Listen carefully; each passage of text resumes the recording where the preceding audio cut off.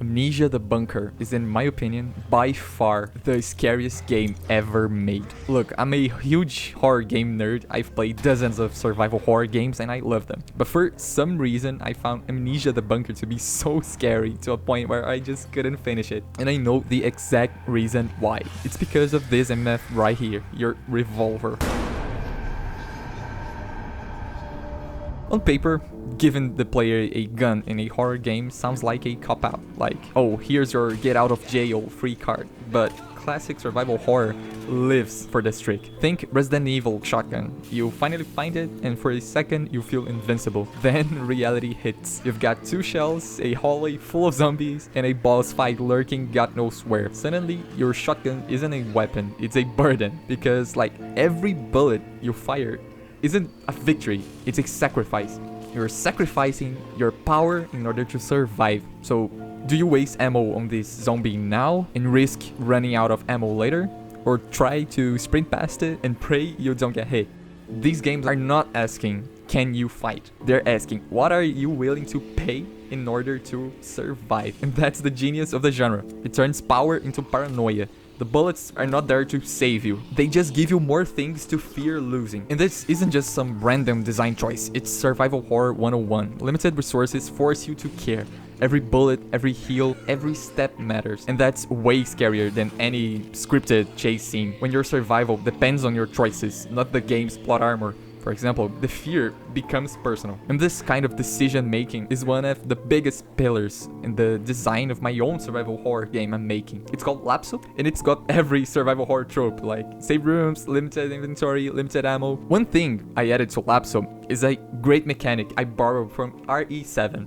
The chemical fluid. In LAPSO, you can use the chemical fluid to craft resources. Combining the chem fluid with the green herb makes a powerful heal item called the fluid mix. But if you combine the chem fluid with gunpowder, you make ammo. Chemical fluid is an ingredient both of these recipes have in common. So when you use the chem fluid to make a heal item, that's actually less ammo you're gonna be able to produce. So you actually have to think before combining. So yeah, horror games with guns aren't less scary because you can fight back. They're scarier because they turn your power and control into a liability. Every bullet you don't fire feels like a mistake, and every bullet you do fire feels like a regret. By the way, Wishlist LAPSO on Steam right now, link is in the comments. As I said, I never finished the bunker. It's not because I didn't want to, it was because I just couldn't because I was just way too scared. If you never play Amnesia the Bunker, it works like this.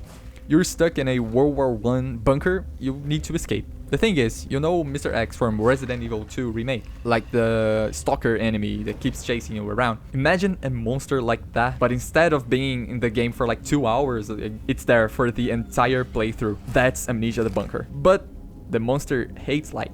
So in order to avoid it, you just need to keep the generator on. When it's running, the monster can't get you. You've got light, you've got time, and for those few minutes you're like, oh, this isn't so bad, I can do this. But here's the catch. The game only gives you a tiny bit of fuel. And when it runs out, boom, the lights die, the monster's back on your ass, and you're tiptoeing through pitch black tunnels, praying you don't make any noise. This whole contrast thing isn't just a video game trick though. It's everywhere in storytelling. The movie Titanic, for example. The movie doesn't start with the ship hitting the iceberg. It spends over an hour and a half making you like the main characters. And then, when you're already invested, the iceberg shows up. If the movie skipped all of that build-up and just opened with the ship sinking, no one would care. And that's contrast. Give spectators good things and then take it away from them. When that happens, the intended impact is way more effective. The same logic applies to Amnesia the Bunker. If the game was just you fumbling in the dark, it'll get old fast. But by giving you those short moments of safety, like lights on, generator humming, it makes the darkness feel so much worse when it finally comes. It's like the game saying, remember how good you had it? Yeah, that's gone now, good luck.